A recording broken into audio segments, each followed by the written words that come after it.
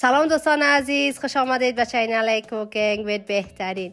امروز قرار است خوشمزه ترین چتنی سبز خانگی را فقط با چند مواد ساده آماده کنیم. تا آخر ویدیو همراه من باشید.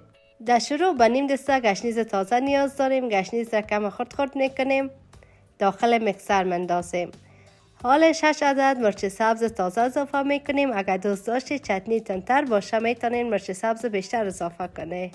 کمتر از نیم دسته نعنای تازه اضافه میکنیم. برگای نعنا را جدا کرده داخل میکسر میریزیم. حال به 6 حبه سیر نیاز داریم. سیر را پوست کرده داخل میکسر میریزیم. نمک 1 قاشق چایخوری اضافه میکنیم. بوره نیم قاشق چایخوری اضافه میکنیم. زیره آسیاب شده نیم قاشق چایخوری اضافه میکنیم. آب 3 قاشق غذاخوری اضافه میکنیم. نیم عدد لیمو اضافه میکنیم. 3 قاشق غذاخوری ماست اضافه میکنیم. اگر دوست داشتین میتونین بیشتر ماست اضافه کنین.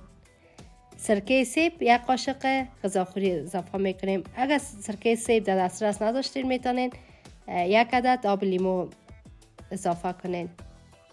حال سرپوش مکسر را میمانیم. همه مواد را خوب مکس میکنیم.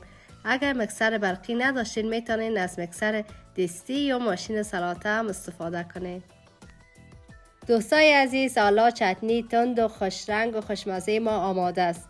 این چتنی را میتونین در پهلوی سمبوسه، بولانی، پیراشکی، کباب، ساندویچ و هر غذایی که دوست داشته استفاده کنید. فوق العاده خوشمزه میشه و طعم غذا را چند برابر لذیذتر میکنه.